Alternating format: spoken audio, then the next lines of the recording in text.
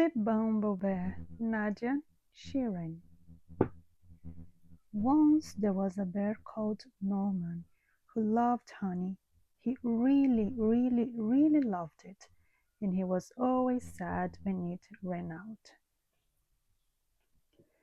But getting hold of more honey was always a bit tricky.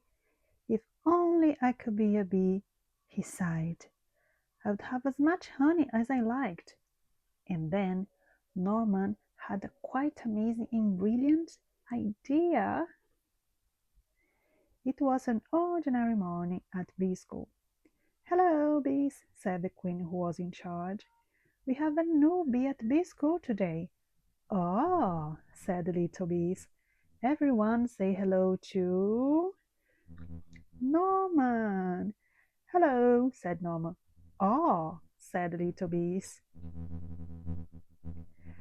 "Aren't you a bit big?" asked Amelia, who was a rather clever little bee. I'm a special bee," said Norman. "I come from a land far, far away called Giant Bee Land." "Hmm," said Amelia. But then it was time for lessons to start. The school daily planner, name Norman. They began the day with some painting. Then Norman joined in with buzzing practice before everyone settled down for a nap. The bees showed him all sorts of games during playtime, and Norman was brilliant at wobbling dancing. And then it was time to go home. "This school is amazing," thought Norman. He couldn't wait to come back the next day.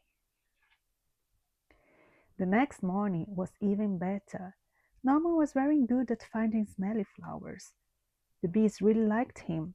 He was so funny and friendly, and he always tried his best, even during flying lessons. After lunch, the bees learned how to chase away anyone who came after the honey, like spiders, mice, toads, or bear. Amelia still felt there was something a bit odd about Norman. She tried to work out what it was. Gasp! Bears steal honey, smells bad. Ross, lots. Amelia told the other bees what she had found out, but they didn't believe her. "Of course Norman's a bee," they said. "Just look at him." "He's not a bee, and I shall prove it," said Amelia. She took Norman to the bee's secret honey store. Well, when he saw all the honey, Norman just couldn't help himself. Honey, honey, honey, honey, honey, honey. After all, he really, really loved honey. "See, Norman isn't a bee, he's a bear," said Amelia. "What the chickens?" gasped all the little bees. Said Norman. He was asked to leave bee school at once. "Oh no, poor Norman, he's crying. He's so sad." With Norman gone, things were very quiet at bee school. "Norman was such a funny bee," sighed the bees. "Norman was such a busy bee," sighed Amelia. "Norman was a naughty bear," said the queen, "and bee school is no place for bears."